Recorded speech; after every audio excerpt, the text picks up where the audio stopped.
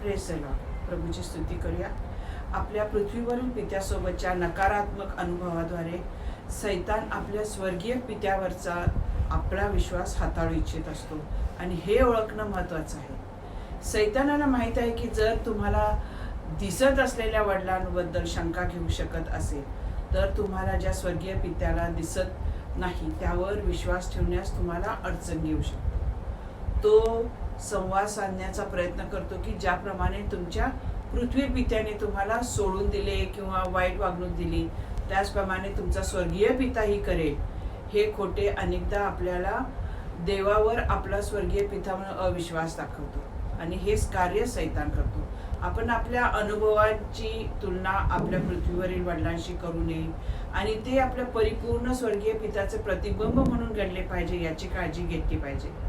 तुमचा जन्म कुठेही होऊ आणि किंवा वडिलांच्या आदर्शीशिवाय मुलांचे संगोपन करत असले तर तुम्हाला एकच एक वचन आहे की स्तोत्र 27:10 असं म्हणते की जेव्हा माझे आई वडील मला सोडून जातात तेव्हा परमेश्वर मला उचलून घेईल. विश्वास ठेवा की जसे तुम्ही स्वतः शिकता आणि तुम्ही तुमच्या मुलांना स्वर्गीय पिताबद्दल शिकवता तसाच आम्हाला दुसरा पिता नाही. आपला स्वर्गीय पिता त्याच्या सर्व मार्गाने परिपूर्ण आहे. तो मनुष्यासारखा नाही की त्याने खोटे बोलावे किंवा मनुष्याच्या पुत्रासारखे नाही की त्याने पश्चाताप करावा. तो आपल्याला कधीही सोडणार नाही.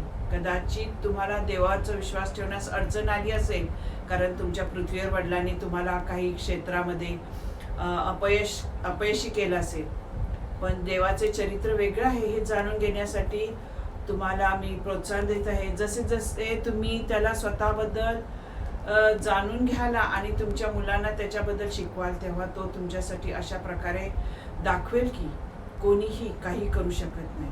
शत्रूच्या खोट्या गोष्टींना तुम्हाला तुमच्या स्वर्गीय पित्यासोबतचे जे नातेसंबंध जोडण्यापासून कोणीही रोखू शकत नाही. पवित्र शास्त्र आपल्याला सांगते की जसे जसे आपण त्याच्या जवळ जातो, परमेश्वराच्या जवळ जातो, तो आपल्याला जवळ घेतो. तुमच्या स्वर्गीय पित्याला तुमच्याशी नाते जोडायचं आहे. मत्ते 7:मध्ये येशू म्हणतो की पित्याच्या प्रेमाने आपल्याला प्रोत्साहन देतो.